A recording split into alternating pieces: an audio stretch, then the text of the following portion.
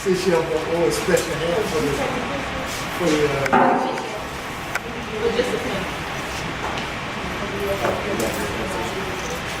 I guess I could have stayed on this side. Ready whenever you go. You got me over here? Yeah. All right, so for sushi, we already got our rice steaming. So I'll give you a thumbs up. All right. 3, 2, 1. Hey, okay. Hey, yes, sir. Cut. 3, 2, 1. All right, so we're steaming our rice as opposed to making like pilaf or borio risotto, okay?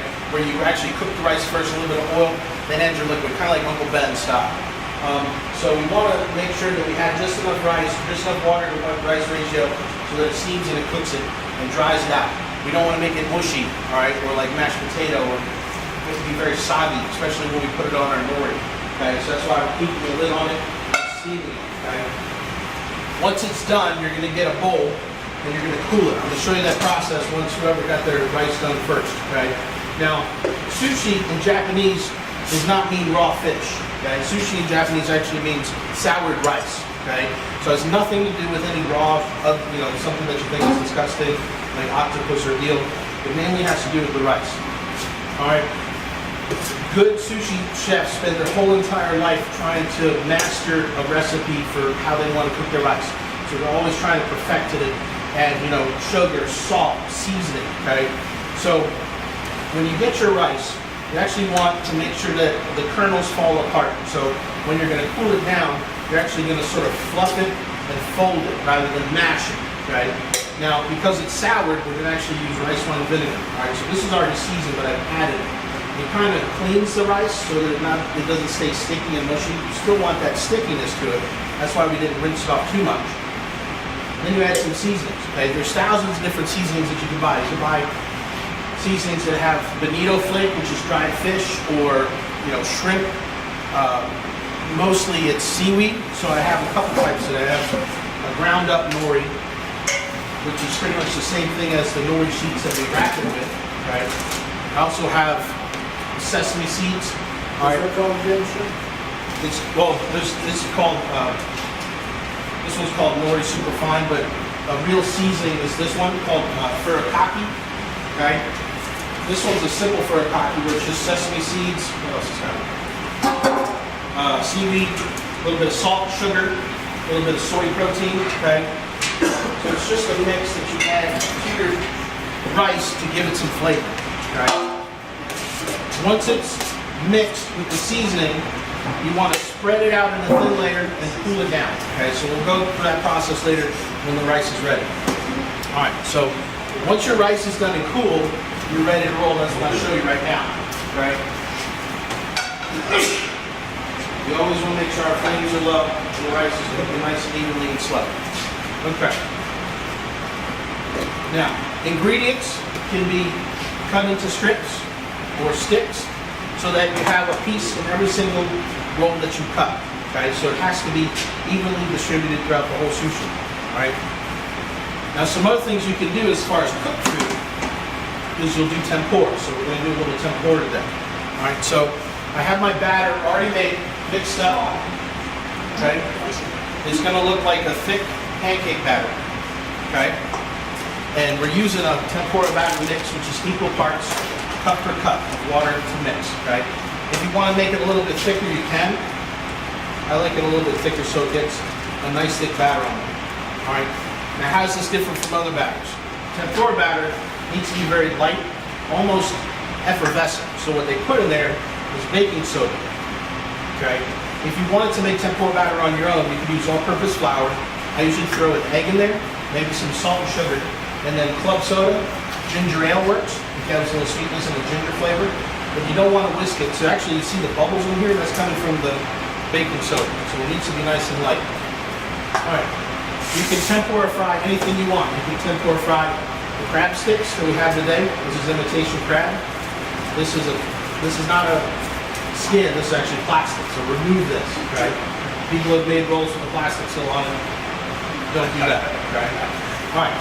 Now sushi is a long log roll. Right? Shrimp or other types of meats they curl up when they cook. All right. So how do we get around that? So there's a line underneath the shrimp that's part of the nervous system. And that's what actually causes the shrimp to curl up. So what you do is you just take your knife, make a whole mess of little slits across the body. Actually, you notice it will open up naturally now. Right. I'll take a skewer or toothpick, not all the way through, just about halfway through to keep it straight. Keeps them out so I can remember that the toothpick's in there and take it out. All right, that's happened too. People have made their sushi rolls and then couldn't figure out why they can't cut it because they have a piece of wood going through it. Okay. All right. I have a little bit of the mix in a bowl that I need to sort of pre-dredge my shrimp with. And the reason for dredging is so that the batter can stick on nice and evenly and not slide off. If you're putting a wet product in the batter, then you're going to have the batter just fall right off. All right, shake off the excess. Give it a little dip, a little spin, nice and coated. And I go into the oil. Now when I go into the oil, I always move away from myself, okay? I'll try to show this to the camera, y'all can see it. I'll put it in there. Dip it into oil, go very close. It's not going to splatter because it's not wet. I just go away, okay? Now, sometimes when you get tempura vegetables, you'll actually see it has like a nice design on there, or structure, little bumps. What they'll do is they'll take their whisk and they'll just sort of drizzle on top. And it'll stick to your tempura, and they call that giving it like dragon scales, okay? You can also do a couple extra of them into your oil, and that'll give some fried little crispy pieces of dough that you can put in your sushi for extra crunch. Now, who remembers the ideal temperature for frying? About 350 to 375. So I have digital thermometers. You can check your oil today. Right now, my oil is about 400. It's a little hot. And as you put products in, the oil will cool down. Right? We're doing small batch frying because the sushi and the fish will flavor the oil and give it a really strong flavor. So we're not doing the big fry. Okay? All right. I have some paper towel ready. You don't want to take it out. Now you can also make your rolls, dip it in the tempura batter, and fry your whole rolls as well. So you can do different things if you want. I have tuna, I have the crab, and you have your vegetables, so you can fry whatever you want for it. Now as you can see when I take it out of the oil, you can see how those little scales on there stuck to it, giving it the dragon scales, right? Which is a cool little technique of texture. Just want to fry for probably about 2 more minutes. So if you're just doing vegetables, still do the for the vegetables? Yeah, you can, well see, tempura vegetables are usually served on the side as an appetizer. So you wouldn't cut those so small as julienne. You would probably cut them a little bit bigger. But again, if you have like a big, thick fried carrot in your sushi roll, it'd be hard to kind of chew it. You know, but you can still make like fried vegetables.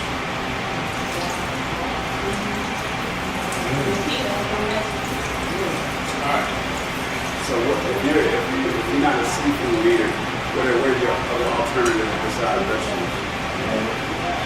I have chicken. So you can fry the chicken and do what's called a Kentucky roll. It's like Kentucky Fried Chicken. So you can do fried chicken rolls. You can cook an egg omelet and do an omelet roll. Or you can just do all vegetable if you don't like the seafood. Sushi can also be made with anything from pork. You can do like roast pork or beef, teriyaki beef rolls. In fact, all those different kinds of rolls have been an Americanization of people that just don't want to have the fish or what they think is the raw fish. Okay, so that's how you're going to 1045 today. Now let's talk about rolling. All right, once we're ready. Okay, so I have enough mats that if some people need to share. Okay, this is a simple little bamboo mat. All right, very hard to clean. They're about $3 each, so they're not that expensive. But to make them last longer, I want you guys to wrap them nice and tight in some plastic wrap.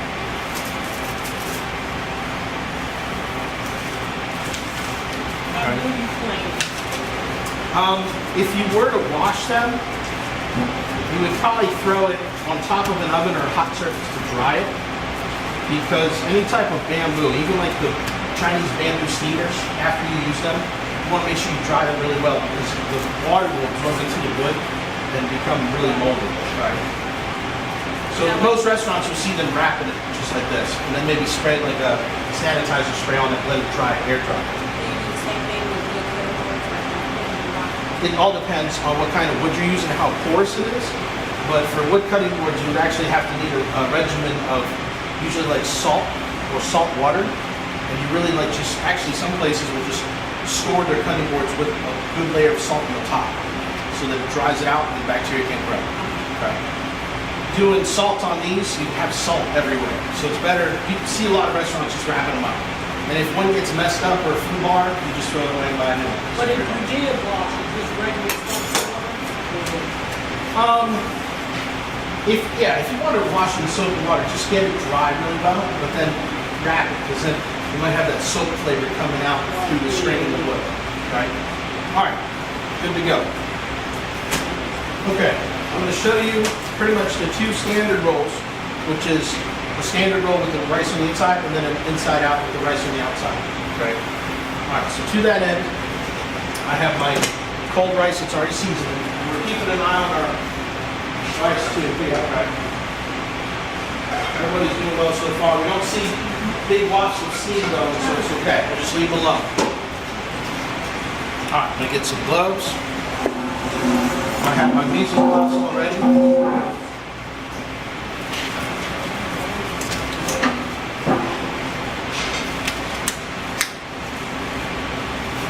Okay. So I'll just do some regular rolls with this. Alright, so this is our dried seaweed, okay, the nori. And actually you can see that it has two sides. It'll have one side that's really, really shiny and nicely finished. Then you'll have another side that has like a pattern on it. That's the side that went through the machine, right? Now some sushi places, you actually see them hold it over fire to toast it to give it a stronger flavor. You don't have to do that. Alright? Okay. Put it down on my mat. So you want shiny side Because if it's going to be the outside, then yes. So the shiny side can always be the outside if you're doing rice on the inside. Okay, I have a little cup of water here, just to sort of wet my fingers, right? And if you ever go to a sushi place, sometimes you'll hear the chef like banging their hands or making a cup sound, and that's them sort of shaking off the extra water and getting the rice off their hands, right? So if you're well watered, the rice will just fall right off your fingers. If not, it will stick very well, and you'll have a heck of a time doing it.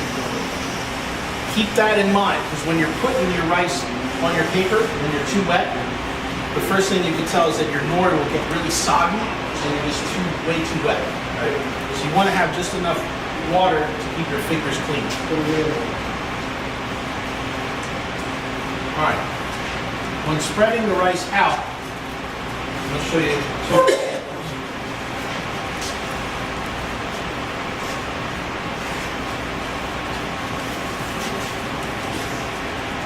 Alright, so you can see how some of the rice is still very white, and some of the rice you can actually start to see the green come through it. That's a good telltale sign of how thick your rice is. Okay?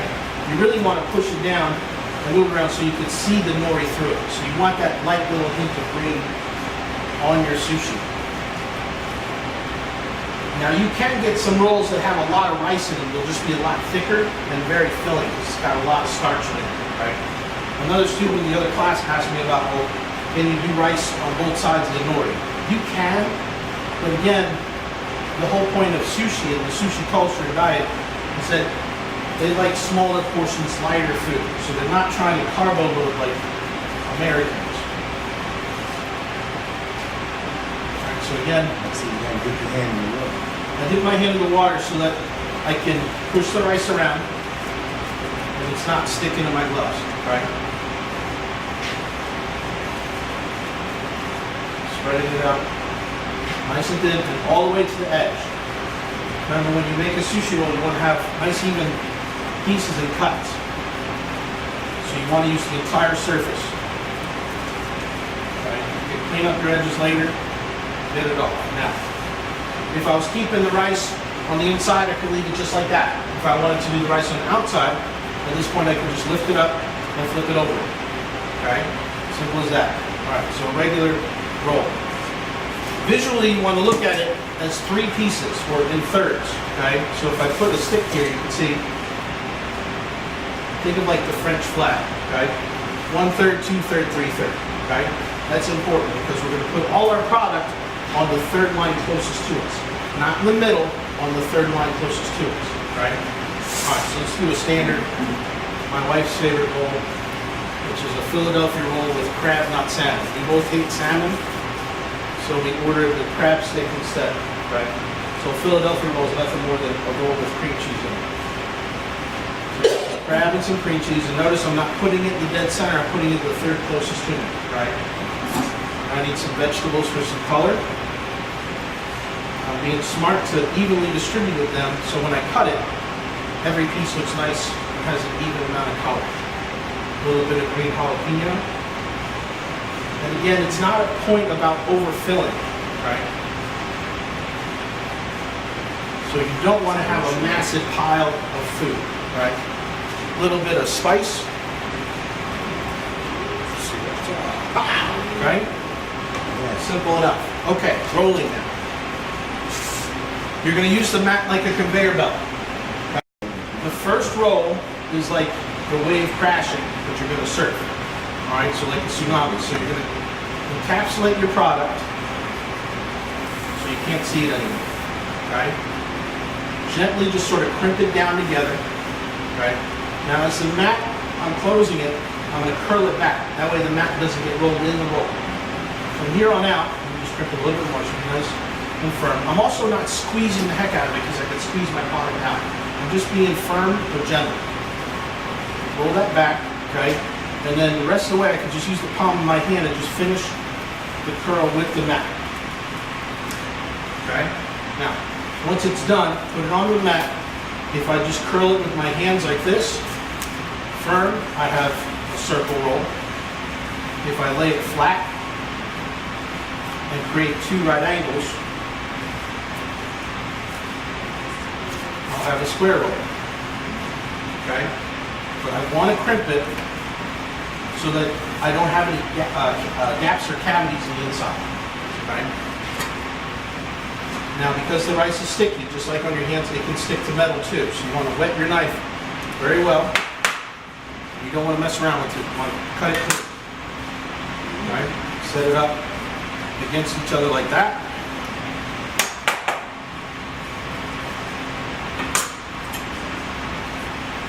And those are your rolls. Right?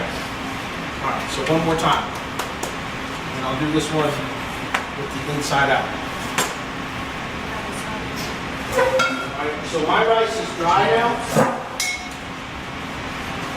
I'm going to cut the heat off and just leave the lid on to let it continue to steam until it's tender. Okay? So we'll check your rices since you started them after a minute. Okay, so last one. I'll do this one a little bit quicker. You don't want to mess around too long with the sushi. On what side do you put it with this way? I usually just do it with I put the shiny side out. Now when the rice is going to be on the outside, you're not going to see it, so it's not going to matter. Do it matter? It don't matter. But if you're doing it with the nori on the outside, you want the shiny side outside. Yeah, that's what I said. Do it matter? It doesn't matter for the backwards one like I'm doing right now. No, I'm saying if I have the other side, if I had it on the non-shiny side, what is it? You just see the conveyor belt of the machine that the Duh. Okay.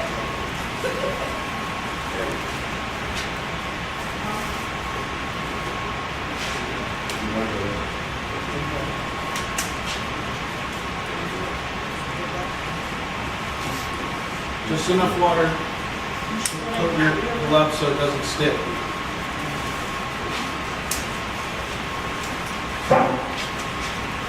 Okay.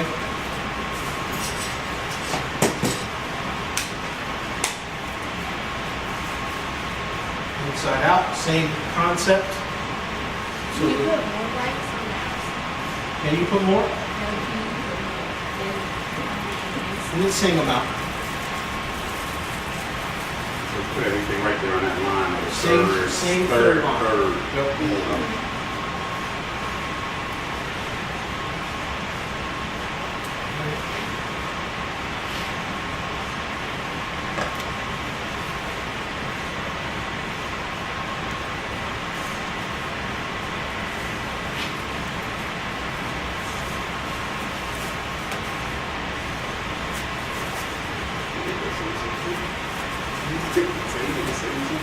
Because if you do a couple hundred of them, you get good at it. And then that's it. And remember, water on your blade, cut it nice and firm. That's an outside. Okay? All right, thank you, Matt.